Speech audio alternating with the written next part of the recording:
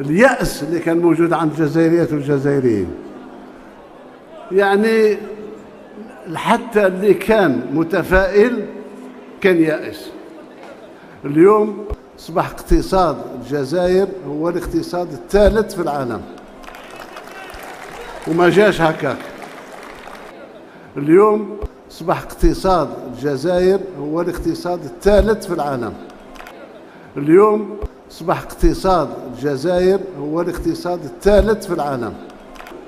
ولكن هذه المنحة احنا الدولة الوحيدة اللي دارتها، ولكن الجفاف تاع منطقة خلاهم فارغين. إذن نعمروهم من مناطق أخرى إن شاء الله، وهذه غير الجزائر اللي قادرة ديرها المشاريع. احنا العملية اللي نديروا بها والمشاريع نتاع السكن اللي قايمين بها العالم بإسره، وأقول العالم بإسره حاسدنا فيها إن شاء الله. إن شاء الله إن شاء الله إن شاء الله إن شاء الله. صح صح.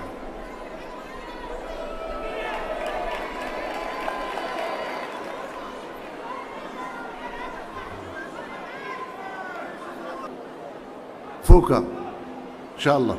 إذن نحارب الندرة تاع المياه، ونحاول نلبي طلبات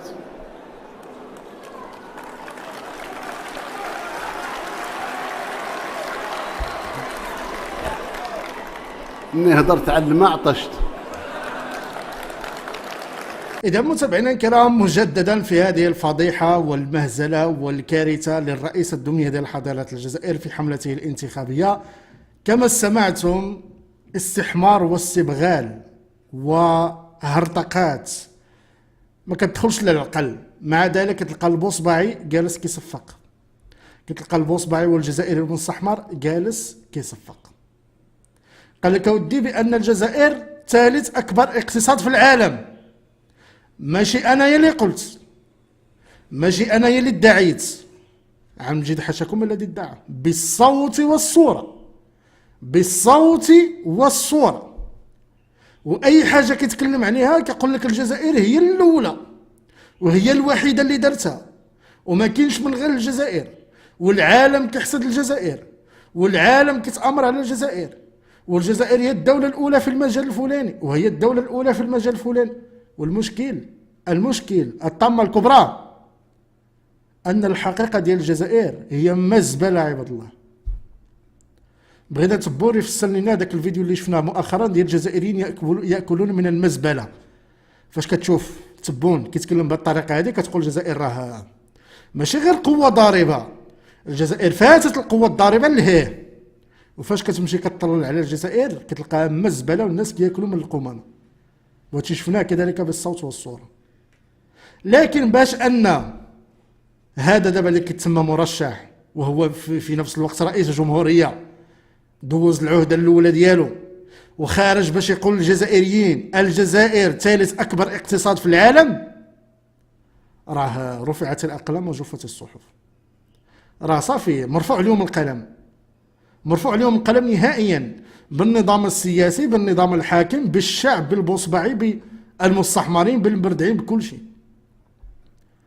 فاش كتسمع شي حد كيتفوه بهذا الكلام راه بزاف عباد الله، بزاف على الاستبغال. هذا في تونس وبسطاج الوحش في الاستبغال كارثة. وكتلقى الناس متيقة أن الجزائر ثالث أقوى اقتصاد في العالم، وكتلقى البوصباعي متيق بأن الجزائر هي الأولى في العالم في هذا الشيء، وهي الأولى في العالم في المجال الفلاني، وهي الأولى اللي دارت ما عرف شنو، وهي الأولى في المشروع الفلاني، مع العلم أن ما عندهم والو عباد الله، ما دايرين حتى شي حاجة كتحمر الوجه ولا شيء. فيما حطوا يديهم كيديروا شي كارثة، كيديروا شي فضيحة كحلة. جامعة عباد الله، مسجد 15 عام ولا 10 سنين نتوما كتبنيو فيه بشركات صينية هي اللي كتبني. شنو بغيتو اكثر من هذه الفضيحه هذه؟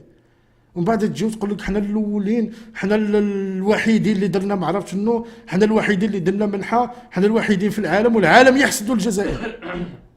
فاش كتسمع هذا الشيء كتقول الجزائر فاتت سويسرا، فاتت النرويج، فاتت الدنمارك، فاتت الدول الاولى العالميه المتقدمه في كل المجالات. ولكن الحقيقه انك فاش كتطلع على الجزائر كتلقى الناس كياكلوا من القمامه. لكن انا اللي كيضحكني في هذا الشيء وهو مستوى الاستبغال فين وصلوا فيه، درجه الاستبغال فين وصلت في حضاره الجزائر. وكتلقى البصبعي متيق. علاش؟ لانه ما عندوش العقل باش يفكر، ما عندوش شويه العقل يمشي يقلب ويميز ويقرا ويوعي راسو وكذا. لا، تبوني الا قال لهم شي حاجه صافي قران منزل، استغفر الله العظيم، بالنسبه للبوصبعي والجزائري المستحمر. تبوني الا قال شي حاجه قران منزل، قال لهم غادي نديروا تحليه ديال المريال 300 ملم مكعب ديال المياه، صافي فيهاش نقاش. غادي يقوموا بتحليه المياه ديال البحر الابيض المتوسط كاملا، صافي فيهاش نقاش، ما تهضروش معاهم. شفتوا عباد الله المستوى اللي وصلوا ليه؟ عرفتوا علاش؟ بان هاد المساخط الوالدين ما خصناش نناقشوا معاهم، ما خصناش نعطيهم فرصه في النقاش، لانك كانك تناقش الجدار، وتناقش الجدار ويفهم. هادو تناقش معاهم ما يفهموش. واخا تعيا تقنعوا بالحجه والدليل وكذا، تبون قال لهم ثالث اقوى اقتصاد في العالم، صافي اقوى ثالث اقتصاد في العالم، ما صافي دخلات الراس ديال البوصبعي اجي انت حيدها، والله ما تحيد ليه. والمشكل ان التبون كيقول لهم ثالث اقوى اقتصاد في العالم، بوصبعي كيصفق، وفي العشيه كيمشي يشد الطابور على الحليب، كيمشي يدير الصف على الحليب ويدير الصف على المواد الغذائيه. ثالث اقوى اقتصاد في العالم. واش عمركم شفتوا شي تبهديله اكثر من هذه؟ شي مصيبه كحله اكثر من هذه؟ وهذا هو الواقع متابعينا الكرام ديال الجزائر. عايشين في الوهم، كيكذبوا وكيصدقوا الكذبه، كيتعايشوا مع الكذبه. وهادشي اللي وقع اليوم في كل المجالات، حتى في المجال الدبلوماسي معنا في قضيه الصحراء المغربيه، كيكذبوا وكيتيقوا وكيتعايشوا مع الكذبه. كتولي الكذبه بالنسبه اليهم هي الواقع ديالهم اللي عايشين فيه، ومثل ذلك في كل المجالات الاخرى. فهذا هكذا عايشين البوصبعيين، وهكذا عايشين الجزائريين، الغالبيه الساحقه ديال الجزائريين هكذا عايشين. تبون يقول لهم هضره، ولا نظام حضاره الجزائر يقول لهم هضره يتيقوها بلا ما يقلبوا، بلا ما يبحثوا، بلا ما يتيقنوا، بلا والو. والنظام ديال حضاره الجزائر علاش تمادى لهذه الدرجه انه كيطلق عليهم مثل الخزعبلات بهذا الدرجه بلا حشمه بلا حياء؟ لانه عارف ان البوصبعي غادي يتيق، ما غاديش يخدم عقله. وهذا هو الواقع ديالك ايها البوصبعي. متابعينا الكرام، خليوا الاراء ديالكم والتعليقات ديالكم حول هذه الفضيحه الجديده. تبون يدعي بان الجزائر هي ثالث اقوى اقتصاد في العالم، مهزله كارثيه. متابعينا الكرام، بكل ما تحمل الكلمه من معنى. اراكم في فيديو قادم مع المزيد من التفاصيل، ولا غالب الا الله.